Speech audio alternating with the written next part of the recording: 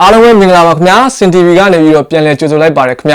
ျဒီကနေ့မှာတော့စနေနေ့ည9နာရီမှာရှင်ပြိုင်ကစားကြမယ် Everton အသင်းနဲ့ Manchester United အသင်းရဲ့ပွဲစဉ်လေးအကြောင်းကိုပွဲကြိုသုံးသက်ချက်အနေနဲ့ပြောပြပေးခြင်းပါတယ်ခင်ဗျာဒီနေ့တဲ့ပွဲစဉ်လေးကိုတော့ Everton အသင်းရဲ့အိမ်ကွင်း Goodison Park မှာရှင်ပြိုင်ကစားသွားကြမှာပဲဖြစ်ပါတယ်ခင်ဗျာ Everton အသင်းနဲ့ Manchester United အသင်းရဲ့ပွဲစဉ်9ပြီးအမှတ်ပေးဇယားလေးကိုပြောပြပေးခြင်းပါတယ်ခင်ဗျာ Everton အသင်းကတော့ Premier League ပွဲစဉ်9ပွဲကစားပြီးတဲ့အချိန်မှာပေါ့နော်၄ပွဲအနိုင်ရရှိထားတဲ့တပွဲတည်2ပွဲရှုံးရလက်ရမှတ်73မှတ်နဲ့Premier League အမှတ်ပေးဇယားရဲ့အဆင့်4နေရာမှာရပ်တည်နေပါတယ် Manchester United အသင်းကတော့ Premier League ပွဲစဉ်6ပွဲကစားထားပြီးတော့2ပွဲနိုင်ရရှိထားတဲ့တပွဲတည်နဲ့3ပွဲရှုံးရလက်ကိုရရှိထားပြီးတော့ရမှတ်9မှတ်နဲ့အမှတ်ပေးဇယားရဲ့အဆင့်15မှာရပ်တည်နေပါတယ်ဒါကတော့ Everton အသင်းနဲ့ Manchester United အသင်းရဲ့လက်ရှိအမှတ်ပေးဇယားလေးကိုပြောပြခဲ့ခြင်းပဲဖြစ်ပါတယ် Everton အသင်းကတော့နောက်ဆုံးကစားခဲ့တဲ့ Premier League ပွဲစဉ်လေးတွေမှာအခြေအနေသိပ်မကောင်းခဲ့ဘူးဗျသူ့အနေနဲ့နောက်ဆုံးကစားခဲ့တဲ့ Premier League ပွဲစဉ်2ပွဲမှာဆိုရင်လည်းဒါရှုံးနေထားခဲ့တယ်ဗျ Newcastle အသင်းကိုလည်း2ဂိုး1ဂိုးနဲ့ပြီးခဲ့တဲ့ပွဲစဉ်မှာလည်းရှုံးနေထားခဲ့တယ်ဗျ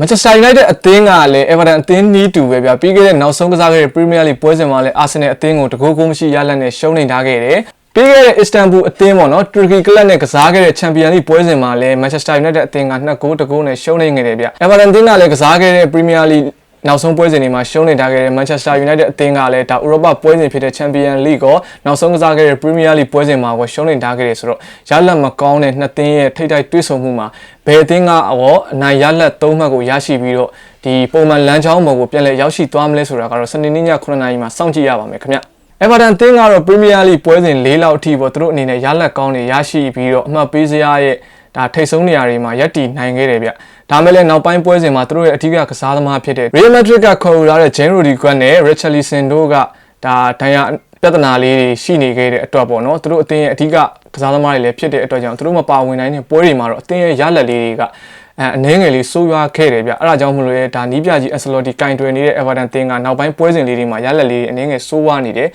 ဒါမဲ့လည်း Everton အသင်းကအရန်အဆိုးဝါးရောမဟုတ်ဘူးဗျာသူတို့အသင်းက set speed တွေကနေပြီးတော့နောက်ဆုံးဒီ Premier League ကစားခဲ့တဲ့ပွဲစဉ်မှာ6ဂိုးအထိရရှိထားတယ်ပြီးတော့သူတို့အသင်းကဒါ Jane Rodriguez ရဲ့ဒီဒဏ်ရာပြဿနာလေးရရှိပြီးတဲ့နောက်ပိုင်းမှာပေါ့နော်ဒီအထူးကမောင်းနေနေတာကတော့တိုက်စစ်မှု Lidwin ကတော့ Everton အသင်းအတွက်ကိုဒါအဓိကမောင်းနေတဲ့ကစားသမားလို့ပြောလို့ရပါတယ်ပြီးတော့ကွင်းလယ်ကစားသမားဖြစ်တဲ့ Napoli အသင်းကခေါ်ယူထားတဲ့အလံကလည်း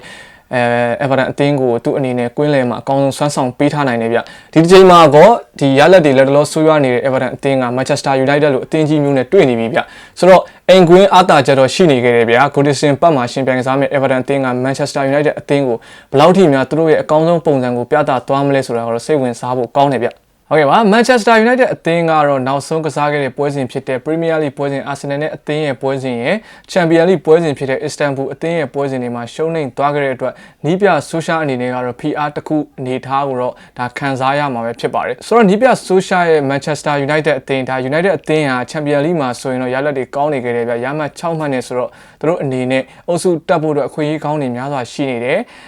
်နီးပြ social ကြီးအနေနဲ့ကဘယ်မှာ PR တွေသွားရှိနေလဲဆိုတော့ Premier League ရဲ့အမှတ်ပေးဇယားမှာဆိုရင်အဆင့်15မှာရပ်တည်နေတဲ့အတွက် United လို့အသင်းမျိုးအနေနဲ့ဒါအမှတ်ပေးဇယားရဲ့အဆင့်15မှာဆိုတော့အနည်းငယ်ပြည်သက်တွေရဲ့ PR ပေးမှုတွေကိုတော့ခံနေရတာပဲဖြစ်ပါတယ်ဆိုတော့ Goodison Park မှာရှင်ပြိုင်ကစားမဲ့ Everton အသင်းနဲ့ပွဲစဉ်ကိုတော့ Manchester United အသင်းကရလက်တွေကောင်းမှုအတွက်မှတ်ပေးစရာမှာအဆင့်တွေဒီထက်ပိုမိုမြင်မာဖို့အတွက်ကိုအနိုင်ရရှိဖို့လိုအပ်နေတာလည်းဖြစ်ပါတယ်။ဒါမဲ့လည်း Everton အသင်းကလည်း Goodison Park မှာဆိုလို့ရှိရင်တော့ဒါပြိုင်ဘက်အသင်းတွေကိုအကောင်းဆုံးရုန်းကန်ပြီးတော့ဒုက္ခပေးနေကြဒါ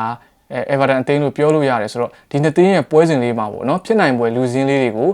United အသင်းဘက်က social ကြီးအနေကဘယ်လိုကစားကွက်နဲ့သူတို့ထုတ်သုံးသွားဖို့ရှိလဲ Everton အသင်းရဲ့နီးပြ Ancelotti ကကော United အသင်းကိုအိမ်ကွင်းမှာအခန့်ရှင်ပြိုင်ကစားဖို့ဘယ်လိုကစားသမားတွေကိုထုတ်သွားဖို့ရှိလဲဆိုတာလေးကိုအနည်းငယ်ဆက်လက်ပြီးတော့ကြည့်လိုက်ကြရအောင်ခင်ဗျာ Everton တင်းဒီပြ Ancelotti ကတော့နောက်ပိုင်းပွဲစဉ် Everton တင်းရဲ့ပွဲစဉ်တွေမှာဆိုရင်တော့ဒီကစားကွက်အနေနဲ့4-3-2ကိုအားပြုပြီးကစားလာတယ်ဗျတိုက်စစ်မှုအနေနဲ့ကတော့ Lidwin ကိုအထောင်တိုက်စစ်မှုထားပြီးတော့နောက်ချန်တိုက်စစ်မှု2ဦးအနေနဲ့ကတော့ကျွန်တော် Gomez နဲ့ Sigurdsson တို့ကိုပွဲထွက်လာနိုင်ပွဲရှိပါတယ်ဗျအရင်ပွဲစဉ်တွေမှာတော့ Jane Rodriguez က Everton အသင်းအတွက်အကောင်းဆုံးခြေစွမ်းတွေကိုပြသနေရဆိုရင်လည်းဒဏ်ရာကြောင့်ဒီနေ့ပွဲစဉ်မှာတော့ United အသင်းနဲ့ပွဲစဉ်မှာတော့ပါဝင်လာဖို့မရှိပါဘူး Richarlison ကလည်းဒါပွဲပဲပြစ်ဒဏ်ကြောင့်ပါဝင်လာနိုင်ပွဲမရှိဘူးဆိုတော့အနည်းငယ်တော့ရုန်းကန်ရဖို့ရှိတယ်ဗျကွင်းလက်လူအနေနဲ့ကတော့ပုံမှန်ပွဲထွက်ခွင့်တွေရရှိနေတဲ့ Napoli အသင်းကခေါ်ယူထားတဲ့ Alan ပါဝင်လာဖို့ရှိပါတယ်ပြီးရင်တော့ကျွန်တော်တို့ဒီဘက်ကွင်းလယ်မှာပဲခြေစွမ်းပြနေတဲ့ Doguri ပါလာဖို့လည်းရှိနေခဲ့ပါတယ်ဒါကတော့ United အသင်းကို ရင်ဆိုင်မှုအတွက် Everton အသင်းနီးပြ Ancelotti ရဲ့ဒီဖြစ်နိုင်မွေလူစင်းလေးကိုအနေငယ်ပြောပြခဲ့ခြင်းပဲဖြစ်ပါတယ် United အသင်းကတော့သူတို့အသင်းအနေနဲ့နီးပြ social ရဲ့လက်အောက်မှာကစားကွက်ကို၄မျိုးလောက်ကစားနေတယ်အရန်အင်အားလည်းတောင့်တင်းတဲ့အသင်းဖြစ်တဲ့အတွက် United အသင်းက Everton အသင်းကိုဘယ်လိုမျိုးကစားကွက်နဲ့ထွက်လာမလဲဆိုတာကိုတော့ကျွန်တော်တို့အနေငယ်လေးကြည့်လိုက်ကြရအောင်Manchester United အသင်းရဲ့နီးပြ social ကတော့ Arsenal အသင်းနဲ့နောက်ဆုံးကစားခဲ့တဲ့ Premier League ပွဲစဉ်မှာဆိုရင်တော့သူတို့အသင်းအနေနဲ့4-1-2-1ဆိုတဲ့ကစားကွက်ကိုအသုံးပြုသွားခဲ့တယ်ဗျနောက်ဆုံးကစားခဲ့တဲ့ Champions League ပွဲစဉ် Istanbul အသင်းနဲ့ပွဲစဉ်မှာဆိုရင်တော့4-2-3-1ကစားကွက်နဲ့နီးပြ social ကတော့ဒါပွဲထွက်လာခဲ့တယ်ဗျ Everton အသင်းနဲ့ပွဲစဉ်မှာဘယ်လိုကစားကွက်မျိုးကိုအသုံးပြုသွားပွဲရှိလဲဆိုတာကတော့ကျွန်တော်စိတ်ဝင်စားဖို့ကောင်းတယ်ဒါပေမဲ့ United အသင်းကနောက်ပိုင်းမှာ4-2-3-1ထပ်စာရင်4-1-2-1ကိုပို့ပြီးတော့အသုံးပြုလာတာတွေ့ရတယ်ဗျလက်ရှိချိန်မှာ United အသင်းကဒဏ်ရာရကစားသမားတွေလည်းအနည်းငယ်ပြန်လဲကောင်းမွန်လာပြီဆိုတော့သူတို့အနေနဲ့အရန်အင်အားလဲတောင့်တင်းနေပြီ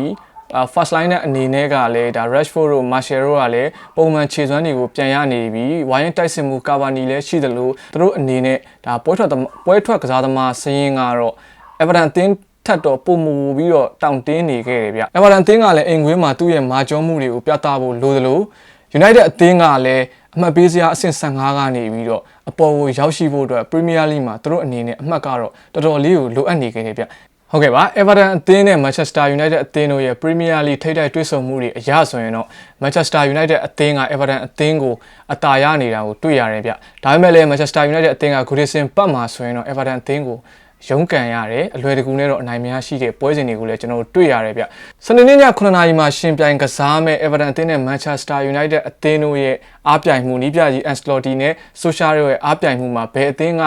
အနိုင်3မှတ်ကိုရရှိသွားမလဲဆိုတာကတော့စိတ်ဝင်စားဖွယ်စောင့်ကြည့်ရမှာပဲဖြစ်ပါတယ်ဒါကတော့ Everton အသင်းနဲ့ Manchester United အသင်းရဲ့ပွဲကြိုသုံးသက်ချက်လေးအနေငယ်ကိုပြောပြပေးသွားခဲ့ခြင်းပဲဖြစ်ပါတယ်ခင်ဗျအားလုံးပဲကျေးဇူးတင်ပါတယ်ခင်ဗျာ